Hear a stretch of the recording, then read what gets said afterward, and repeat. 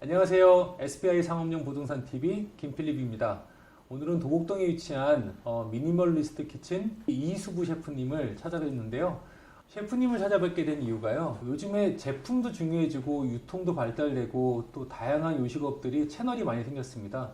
그런 과정에서 요즘에 혜성같이 등장하고 새로운 마케팅 기법으로 사람들의 시선을 끄는 분들이 아닌 굉장히 오랫동안 본인들의 브랜드 그리고 흔히 말하는 구력, 업계에서 살아남은 생존력을 바탕으로 단단한 기초를 다지고 계신 분들 찾아서 새롭게 또 소개시켜드리는 자리를 갖고자 하는데요. 일명 원테이블 다이닝을 운영하고 계신 셰프님이고 또한 제품들도 굉장히 많이 출시를 예정하고 있습니다. 오늘은 셰프님이 어떤 인생을 걸어왔고 어떠한 생각과 철학으로 이런 공간을 운영하고 계신지 한번 여쭤보겠습니다. 안녕하세요. 안녕하세요. 제가 셰프님 뵌 지가 좀 오래됐는데요. 네, 꽤 된 것 같아요. 예, 저도 사실은 이 식당을 지인에 의해서 소개받고 왔고 또 지인들과 같이 왔습니다. 셰프님은 이런 원테이블 다이닝 식당을 시작하신 지가 얼마나 되셨어요? 지금 저쪽 건너에서 한번 영업을 하고 이제 계약기가 끝나고 이쪽으로 왔으니까 7년 차 정도 됩니다. 셰프님이 제가 알고 있기로는 그 뉴욕에 있는 프렌치 컬리너리 인스티튜트 그거보다 북쪽에 있는 CIA라는 학교 CIA. 나왔어요. 네네. 네. 네. 그 CIA에 대해서 소개 한번 해주시겠어요? CIA는 원래는 제2차 세계대전 이후에 그 코네티컷에서 전쟁 이후에 군인들이 다시 본국으로 돌아왔을 때 그 잡 트레이닝을 하는 보컬 센터 같은 그런 개념으로 시작을 했어요. 네. 그래서 사회에 다시 복귀를 할 때 이제 어떤 걸 할 거냐 해서 요리도 필요하니까 그런 부분을 정부가 주도적으로 나서서 했던 것 같고 뉴욕 캠퍼스로 옮기고 나서 이제 학교 형태로 이렇게 됐고 또 미국의 문화상 이렇게 유럽하고는 틀리게 되게 도제식으로 운영이 되고 누구 밑에 들어가서 나 몇 년 했다 이런 게 아니라 시스템을 갖고 교육을 시킨 다음 시장에서 알아서 성장하고 그것이 확산되고 그 중에 잘 되는 사람이 더 빛을 내는 이런 구조다 보니까 그런 형태로 만들어진 지 뭐 이미 50년이 넘은 학교죠. 네. 셰프님은 뉴욕의 유수의 컬리너리 스쿨을 나오시고 큰 레스토랑이나 호텔이 아닌 이런 공간을 꾸미시고 원테이블 식당을 운영하시게 된 이유가 있으세요? 그 계기를 한마디로 말하자면 사실은 그때는 그럴 수밖에 없었다 이런 게 정답일 것 같고 원래 신라호텔 재무팀에 있다가 제가 유학을 갔다가 와서 다시 조리팀에서 오래 근무를 하다가 뭐 중간에 개인 와인 바에도 있었고 그 다음에 학교에도 있었거든요. 그래서 그 이후에 잠깐 이제 인생의 여러 우여곡절을 겪고 그 상황에서 제가 선택할 수 있는 옵션이 그렇게 많지는 않았어요. 사실상 인생에서. 그러다 보니까 내가 할 수 있는 게 뭔가 그동안 내가 해왔던 거가 제일 내가 잘하는 거구나. 그래서 사실 소상공인 대출을 받고 시작을 했죠.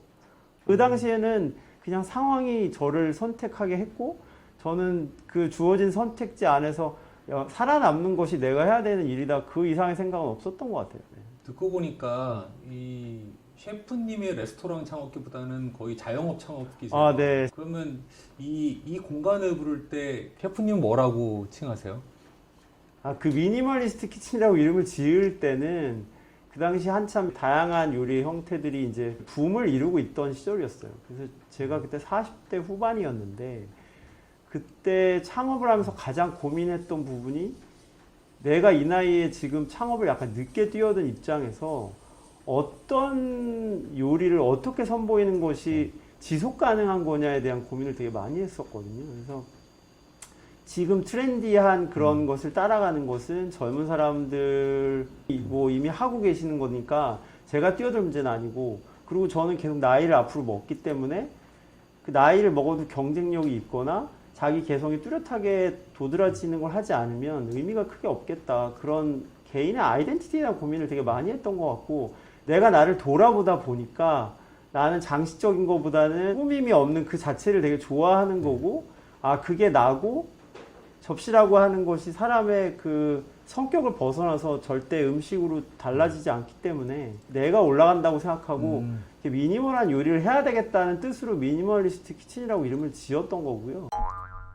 요리법으로 치면 저도 한번 셰프님 요리를 먹어봤지만 그 아메리칸 베이스이기도 하고 우리나라 식재료를 많이 쓰시다 보니까 다양한 재료 쓰시잖아요. 그러면 스스로 이제 그 부르시기에는 컨템포러리라고 부르세요. 컨템포러리라고 사회적으로 정의할 수밖에 없을 것 같고요. 기본적으로 처음에 창업을 했을 때 그 미니멀리스트에 담긴 기본적인 요소들을 분석을 해보면 저는 음식에서 제일 중요한 게 물, 소금, 당, 오일, 그 다음에 네. 주재료들, 그리고 그 주재료를 이제 가공하는 가공 방법이 있겠죠. 뭐 볶거나 데치거나 삶거나.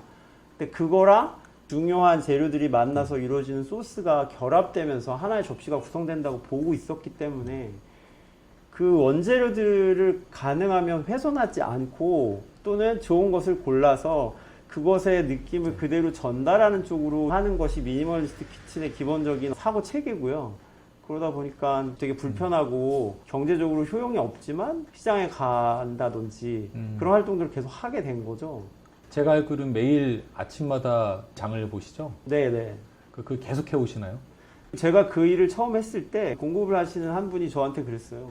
그 시간 있으면 고객 관리를 해라. 네. 손님 리스트 만들고 전화하고 문자 보내고 그런 일을 해라. 지금 뛰어다닐 일이 아니다. 근데 제가 시장을 다니는 결정적인 이유는 시장에 어떤 그 살아있는 스피릿이 있기 때문인 것 같아요. 돈으로만 생각하면 시간 비용을 생각하면 그럴 일이 없지만 또 다른 삶의 현장이 주는 그렇죠. 그 기쁨이 됐던 뭐 에너지가 있거든요. 저는 그거를 손님한테 전달하는 어떤 중개자 또는 이렇게 매개라고 생각을 하기 때문에 새로운 것을 크리에이트하는 사람보다는 좋은 것을 보고 골라서 그 재료 그 자체가 가진 에너지도 있고 거기에 플러스 제가 가지는 또 좋은 에너지가 있으면 그것을 더해서 손님에게 그것들이 전달되어서 그것을 뭐 드시고 난 다음에 되게 좋은 느낌을 가질 수 있으면 그게 저는 가장 좋은 식음의 모델이라고 생각을 했으니까 그렇게 구성을 하는 거죠.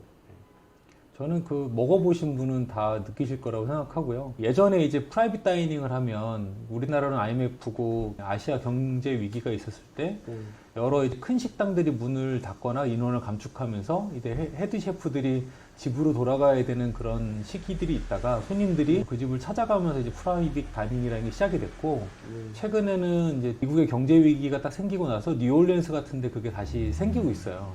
결국에 프라이빗 다이닝은 고객과의 관계가 브랜드로 이어지기보다는 이제 1대1로 매칭이 돼서 이루어지는데 그쵸. 셰프님은 고객들 중에서 이제 단골의 비중이 많으시겠죠? 단골이 거의 대부분이라고 봐야 되겠죠. 그러면 단골 아니신 분들 주로 어떻게 오세요?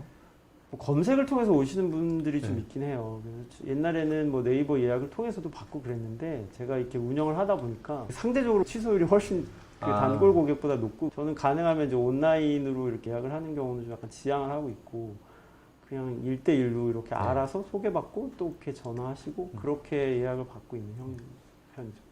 보통 단골을 할 때는 손님이 자주 오면 단골이 된다고 그래요. 근데 그렇죠. 단골이 되는 과정은 한번 먹어보고 이게 생각이 나서 오기도 하지만 요즘 같은 경우에는 온라인이나 오프라인이나 여러 가지 방법으로 소통이 이루어지게 되는데 제가 봤을 때 셰프님은 이제 블로그도 꽤 오래 해오셨잖아요. 블로그를 보면은 일반적인 사람들이 쓰는 요리법이라든가 오늘 만들었던 요리라든가 아니면 오늘 왔던 사람들과 같이 찍은 사진이라든가 보다는 네. 제가 인상 깊게 봤던 거는 재료들을 손질해 놓고 재료가 있는 거를 보고 얘를 이제 사람인 것처럼 의인화해서 네. 시를 쓰신다든가 셰프님이 그게 저는 소통하는 방법이라고 생각하거든요.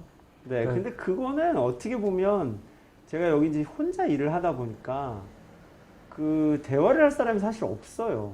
그 윌리의 공 같은 건가요? 아, 네. 그래서 재료를 만지다 보면 어떤 언어를 저한테 이렇게 단어를 던질 때가 있거든요.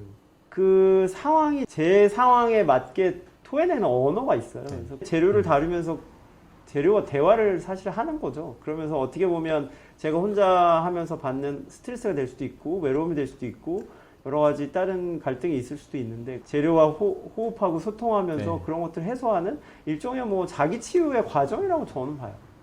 제가 아는 그 의류 사업을 하는 친구 중에 네. 이 친구는 댓글을 본인만 쓰지 않고 아르바이트생도 씁니다.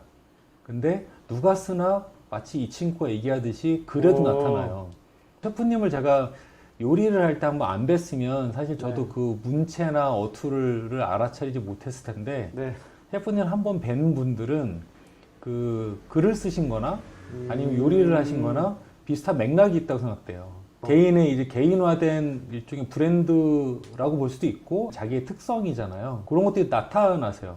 그게 최근에 제가 SNS에 글을 하나 올렸더니 네. 어떤 분이 그렇게 셰프님 글은 셰프님 음식하고 너무 닮았어요. 저는 그게 가장 큰 칭찬이라고 생각해요. 저도 딱 그게 네. 느껴지는 것들이 세월이 좀 쌓이다 보니까 무도 네. 보면 닮아가듯이 내 요리가 나의 문체가 돼서 개인이 하는 하나의 창조 과정이라는 거가 결국에는 제품처럼 브랜드가 되려면 네. 일맥상통한 게 있어야 되는데 다른 제품들은 누군가 업체가 해주잖아요. 그 마케팅 계획을 세워주고. 네네. 셰프님은 아까 말씀하셨지만 그걸 해줄 사람이 없잖아요. 할 사람이 없죠, 저는. 제가 아까도 말씀드렸지만 제가 창업한 건 되게 바닥에서 정말 지하를 뚫고 있던 시절의 창업인데 네. 현실적으로 뭐 아무렇게 와닿지 않는 언어들로 사업적인 아이디어 차원에서만 그것들을 보시는 분들이 있는데 모든 것은 네. 저는 필연의 결과들이 누적된 그 결과물이라고 보거든요. 그리고 음식도 사실 글하고 음식이 다를 수가 없는 게 음식이라고 하는 건 기본적으로 저는 접시에 그 자기가 네. 벗고 올라가는 일이다라고 늘 이렇게 표현을 하는데 숨길 수가 없고 숨을 데가 없어요. 그러니까 이렇게 오픈 키친처럼 손님하고 이렇게 열려있는 공간이라서 그럴 수도 있고 그렇지 않다고 하더라도 내가 어떤 요리를 숨어서 뒤에서 막 이렇게 조리를 하고 가공을 네. 했다고 하더라도 손님이 그걸 알아차리지 못하기가 힘들고 내가 숨을 네. 장소가 접시 말고는 없어요. 그러면 다 드러날 수밖에 없기 때문에 처음에 제가 미니멀리스트 키친이라고 이름을 지을 때의 그 바탕의 생각도 더 이상 너는 잘하던 못하던 더 이상 숨거나 과장하거나 포장해서는 안 된다라고 하는 어떤 중년의 사람이 가지고 있는 기본적인 철학의 바탕에서 네. 이제는 그냥 있는 그대로를 놓고 인정하고 그것들을 드러내면서 음식으로 이렇게 소통하거나 음식으로 매개가 되는 관계를 갖는 것이 내가 하는 식당의 컨셉에 제일 맞겠다고 생각을 해서 아마 지은 이름이었던 것 같아요. 네. 제가 요 지금 질문까지 한 번도 요리법을 여쭤보지 않았잖아요. 사실은 이게 핵심 같거든요. 고정 메뉴라든가 이런 게 있는 게 아닌데 사람들은 셰프님의 이 공간을 찾아오잖아요. 네. 그리고 예약을 하기도 하고 물론 이게 규칙적으로 이틀에 한 번 이렇게 오는 건 아니겠지만 기본적으로 이렇게 어떤 사업이라는 걸 놓고 봤을 때 여기까지 세팅이 되는 데까지는 저는 일정 시간이 걸린다고 생각하는데 네네. 셰프님이 이렇게 걸어온 시간은 결국 나의 브랜드를 만들어가고 고객과 소통할 수 있는 하나의 이제 채널들을 만들고 네. 그리고 자주 보는 사람들이 생기고까지 어떻게 왔는가를 제가 한번 간단하게 정리해 보니까 지난번에도 셰프님이 요리를 해주시면서 사실은 요리하는 순간도 있지만 이렇게 중간중간에 설명과 스토리와 뭐 생각하는 것들을 또 개인적인 생각, 잡생각 이런 것들을 공유해 주시잖아요. 네. 어떻게 보면 이게 생방송이에요. 라이브죠? 네, 라이브죠. 사실은 대본 준비하시고 외워서 하시는 거 아니잖아요. 네네. 근데 그게 숙달이 되시다 보니까 어찌 보면 사람들과 소통하는 것도 한편으로는 날로 가는 거잖아요. 그렇죠. 날로 가는 게 계속 오픈되면 이제 사실 숨기는 게 없어지고 일맥상통해지는 거다. 네. 그래서 사실 이런 퍼스널 브랜딩은 결국 퍼스널 브랜딩이 요리가 되고 내가 전달하는 하나의 맛이자 가치가 되려면 그리고 아까 말씀 주신 첫 번째의 이유가 제일 중요한 것 같아요. 본인이 가졌던 개인의 특성을 결국 숨길래야 이 접시 위에서는 숨겨지지가 않는다. 여기 와서 계속 오다 보면 셰프님 성격도 알게 되고 자연스럽게 뭐 자연스럽게 알게 되잖아요. 그러면서 사람에 대한 친근감으로 그게 돌아서는 것 같고요. 꼭 브랜딩이라고 처음에 생각을 하고 한 건 아니지만 그런 일련에 살아남아야겠다고 생각했던 날들의 누적이 어느 순간 누군가에게 뭐 브랜딩으로 보일 수는 있는데 그거의 핵심은 저는 관계를 모의식해서 제가 뭐 문자를 보내거나 이런 일을 전혀 안 하거든요. 손님한테 마케팅 활동 전혀 안 하는데 그럼에도 불구하고 대화가 오고 가고 서로 이렇게 교감이랄까 말을 그렇게 많지 않아도 뭔가 쌓이는 신뢰 그게 자기의 퍼스널리티와 만났을 때 저 사람이 하는 것을 믿을 수 있다라고 하는 믿음이 저는 브랜딩의 핵심이라고 봐요. 네. 보통 3개월에 한 번 정도 오면 단골이라고 보통 외식에서 얘기를 하는데 저희는 그거보다 좀 더 자주 오신다고 보면 되죠. 그러실 것 같습니다.